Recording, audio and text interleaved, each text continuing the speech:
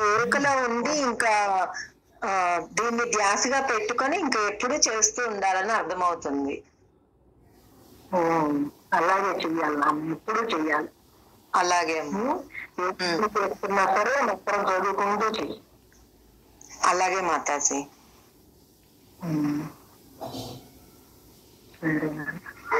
పుస్తకం చదువుతా. చదువుతా. ఇది 8వ పేజీ.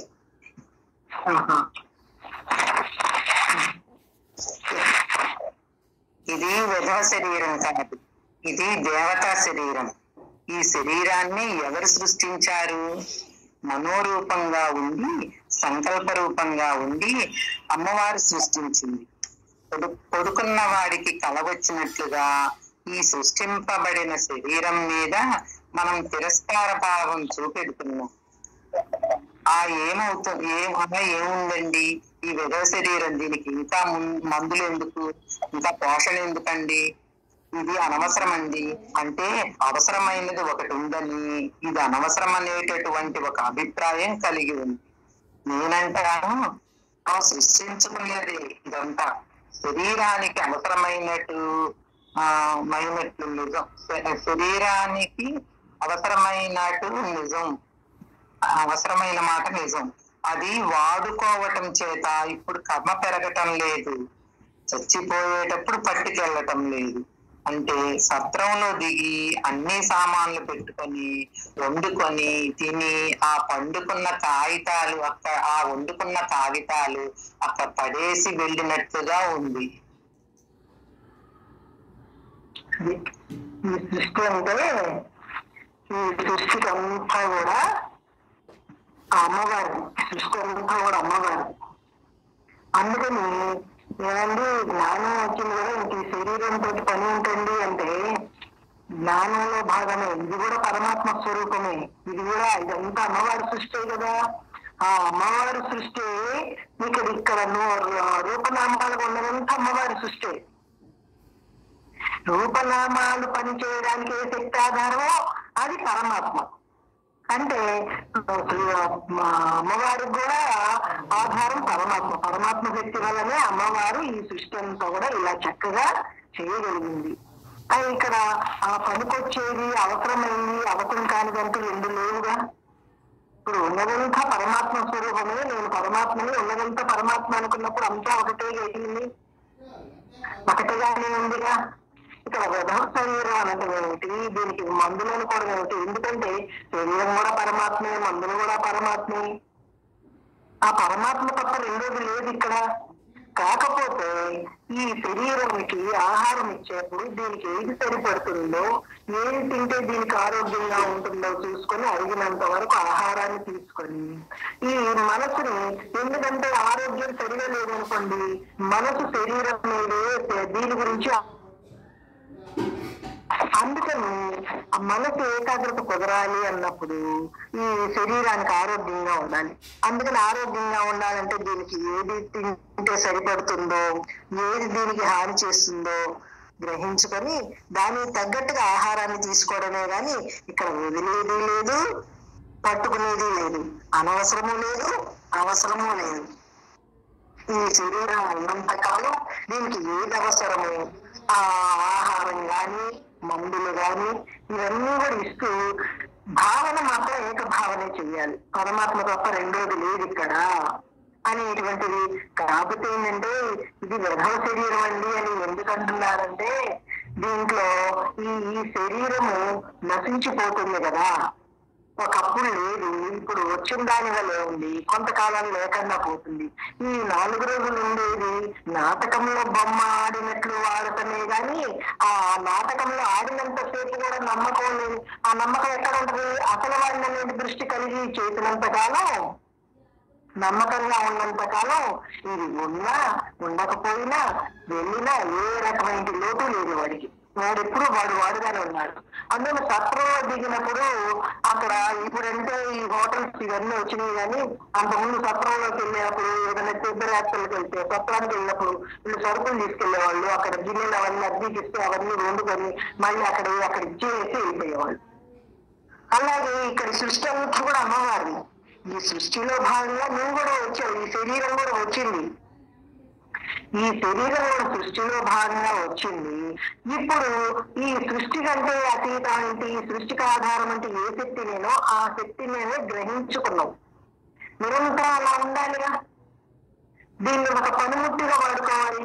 సత్రం దిగిన తర్వాత ఆ వస్తువులు ఎలా వాడుకుంటున్నాము, ఇక్కడ ఈ శరీరాన్ని కానీ, ఇక్కడ సంబంధ వ్యవహారాలు కానీ, సంబంధ బాంధవ్యాలు కానీ, ఇవన్నీ కూడా అటువంటివే అనేటువంటి గుర్తింపులో, ఆ గుర్తులో ఉండే అసలైన గుర్తులో ఉంటే ఇవన్నీ కూడా అలాగా తెలియబడుతూ ఉంటాయి. ఒక వస్తువు లాగా. అంటే శరీరం అనేది ఒక పరికరము. పాయసం వేసేటప్పుడు గెరిటి తోడు తిప్పితే ఆ పాయసం ఎలాగైతే గెరిటికి అంటదో, ఏమాత్రం ఉండదో, అలాగే ఈ శరీరం చేస్తున్నప్పటికీ వ్యవహారము ఈ శరీరాన్ని నేను కాదు అని కొంతకాలం పెట్టుకుంటాడు. ఇంకా ఎప్పుడు చెప్పుకోవాల్సిన పని ఉండదు వాడికి. ఇప్పుడు కూరగాయలను చూసిన వెంటనే తాజాగా ఉన్నాయో, వదిలినట్లు ఉన్నాయో, పుచ్చులు ఉన్నాయో అని కనిపిస్తున్న గ్రహిస్తున్నాడుగా జ్ఞానం చేత. ఆ జ్ఞానంగా ఉంటాడు వాడు. ఇంకా అక్కడ మాటలతో పని లేదు. అంటే లోపల కూడా స్పందనతో పని లేదు. లోపల మనసు కూడా మాట్లాడదు అనమాట. అంటే మనోమౌనం. అలా ఆ మనోమౌనంలో ఎప్పుడు ఉండేంత వరకు కూడా ఈ వీడు చెప్పుకుంటూనే ఉండాలి. ఇది నిజం కాదు, ఇది దీని మీద అపనమ్మకం కలిగి వీడు జీవించాల్సిందే. నమ్మకం పెంచుకున్నాడా జన్మ పాలవుతాడు. ఏ నష్టపోతాడో వాడికి తెలిసింది.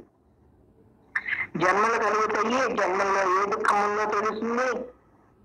నిన్న శంకరాచార్య వారిది మనకి భజగోవిందది చెప్పిన దాంట్లో ఆ జీవుడు ఎంత యాతన పడి ఎన్ని రకాలుగా యాతన పడో ఈ శరీరంలోకి ప్రవేశిస్తాడు. అంత యాతన అవసరమా వీడికి? ఎందుకని యజ్ఞానం శరీరం ఏంటి మమ్మేకం ఉండబట్టే అంత యాతన. పుట్టిన తర్వాత వచ్చేటువంటి పరిస్థితులు ఇవి వేరు. ఇవి కంటే కనిపిస్తున్నాయి. చిన్నప్పుడు ఏది మంచో, ఏది చెడో, ఏది తినాలో, ఏది తినకూడదు ఏమీ తెలియదు. ఏది శుద్ధమో, ఏది అశుద్ధమో తెలియదు.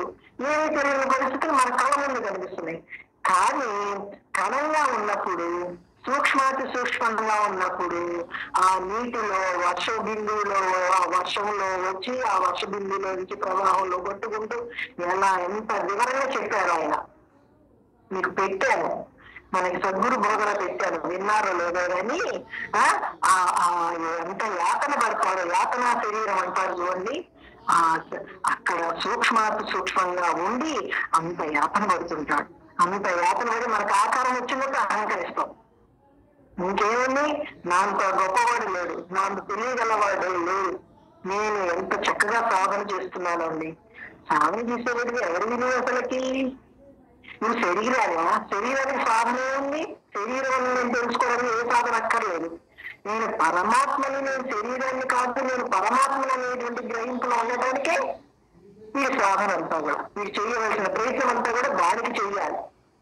దానికి ప్రయత్నం చేస్తున్నావా, ఎంతవరకు ప్రయత్నం చేయగలుగుతున్నామో నీ వాడిని వాడు చూసుకుంటూ సమయాన్ని వృధా చేసుకోకుండా, కాలాన్ని దేనికంటే తిరిగిన ఒక గడియ కూడా మళ్ళీ తిరిగి రాదు. మనకి జరిగిపోయినటువంటి ప్రతి గడియ మళ్ళీ తిరిగి రాదు.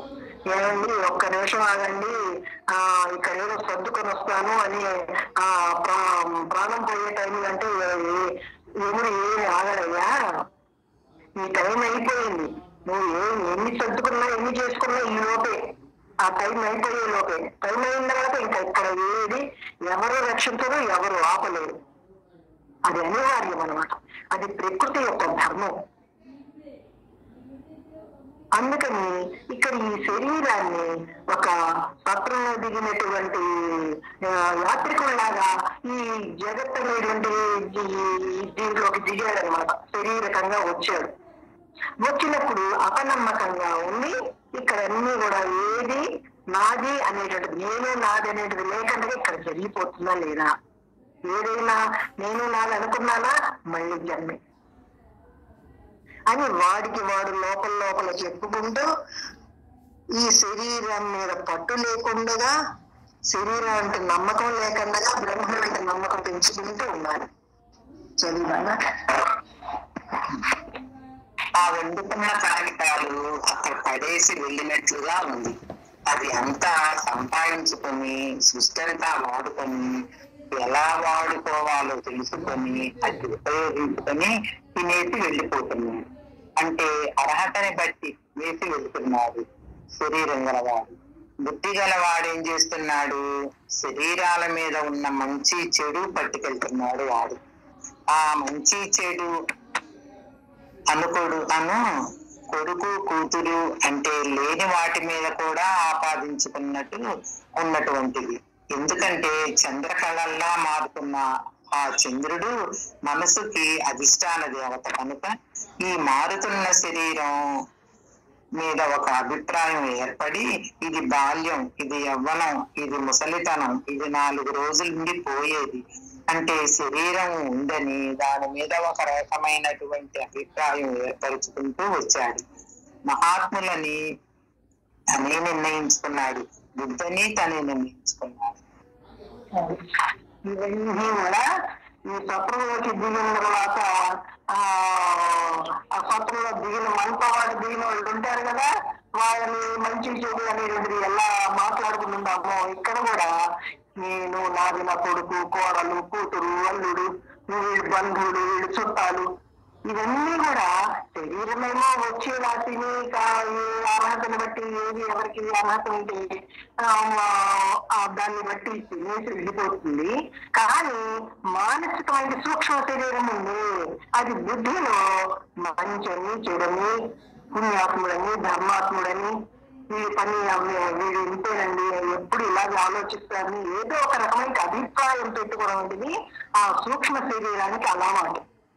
అదే ఆ చెత్త లోపల వేసుకోవడం అంటే అదనమాట ఆ మానసికంగా జరిగేటువంటి సంసారం. అది ఇప్పుడు సంసారాన్ని వీడు నైరాజ్యం అంటే సంసారం లోపలికి రాకుండా ఉండాలండి, వీడు సంసారంలోనే ఉండాలి, సంసారం లోపల లేకుండా ఉండాలి అంటే ఏమిటండి సంసారంలో వీడు ఉండడం ఏంటంటే పడవెప్పుడు నీళ్ళల్లోనే ఉండాలి. నీళ్లు కనుక పడవలోకి వచ్చినట్లయితే పడవ మునిగిపోతుంది అనేది మనకు తెలుసు కదా. అలాగే ఈ సంసారంలో ఈ బాంధవ్యం గురించి, చుట్టరికాల గురించి, మంచిని చెడని ఇవన్నీ వీరు లోపల వేసేసుకున్నారనుకో అంటే సంసారం లోపల దిగినట్టు. ఆ నీటిలో ఆ నీరు కనుక పడవలో దిగిపోయింది, ఆ పడవలా మునిగిపోద్దో ఈ రకమైన అభిప్రాయం దృష్టిన్నట్లయితే మళ్ళీ వీడు జన్మలు పాలవుతాడు. జన్మలు పాడవడానికి కావలసినటువంటి సరుకంతా కూడా వీడు తయారు చేసుకున్నాడు ఈ నమ్మక రూపంలో. మహాత్ముడని, పుణ్యాత్ముడని, వీడు చాలా గొప్పవాడని, వీడు దుర్మార్గుడని. ఎందుకని? శరీరంలో అభిప్రాయంలో ఉన్నప్పుడు వాళ్ళు కూడా శరీరం అంటే నమ్మకంలో ఉన్నారు కదా, అందుకని ఆ రకమైన నమ్మకాన్ని ఏర్పరచుకుంటున్నాడు, ఆ రకమైన అభిప్రాయాన్ని లోపల వేసేసుకుంటున్నాడు. ఎప్పుడైతే గురువు దగ్గరికి వెళ్ళి గురువు చెప్పినట్టు ఈ మార్గంలో ప్రయాణం చేస్తున్నాము అప్పుడు నేను శరీరాన్ని కాదని గురువు చెప్పారు, నేను శరీరాన్ని కాదు నేను పరమాత్మని. ఇక్కడ ఉన్న రూపనామాలన్నిటికీ కూడా ఆధారం అదే శక్తి. అంటే అన్ని అంతటా ఉన్నది అదే శక్తి, అన్ని రూపనామాల్లో ఉన్నది అదే శక్తి, రూపనామాలకు అతీతంగా ఉన్నది అదే శక్తి. ముందర రూపనామాల్లో ఉన్న శక్తిని గ్రహిద్దాం, ముందర మన శరీరంలో ఉన్నటువంటి శక్తిని మనం అనుభవపూర్వకంగా తెలుసుకోవాలి. అదే సమాధి స్థితి. ఆ సమాధిస్థితి నుంచి నిరంతరం ఉంటుంటే అప్పుడు అందరిలో ఉన్నటువంటి చైతన్యం కూడా వీరికి ఆ శక్తి గ్రహింపుకి వస్తుంది, అనుభవానికి వస్తుంది. శరీరంలోనే కాదు, రూపనామాల్లోనే కాదు, రూపనామాలకి మధ్య కూడా ఉన్నది అదే అనేది కూడా వీరికి తెలియబడుతుంది. కాకపోతే ఏంటంటే వీడు దేహ దృష్టి లేకుండా చూసుకోవాలి. ఎందుకంటే దేహం వస్తుంది పోతుంది, వస్తుంది పోతుంది, ఇది క్షణభంగురమైనటువంటిది. ఈ జగత్తులో ప్రతి రూపనామాలు అలాగే ఉన్నాయి. ఈ అభిప్రాయ రూపంలో వేసుకున్నదే జన్మలకి ఒక జన్మ నుంచి ఇంకో జన్మకి తీసుకువెళ్తుంది. ఒక రైలు పెట్టి దానికి ఒక పెట్టెకి ఎలా నింపుండి ఆ పెట్టె వెళ్తుంటే దాని వెనకాలే ఇది ఎలా వెళ్తుందో అలాగే ఈ శరీరంలో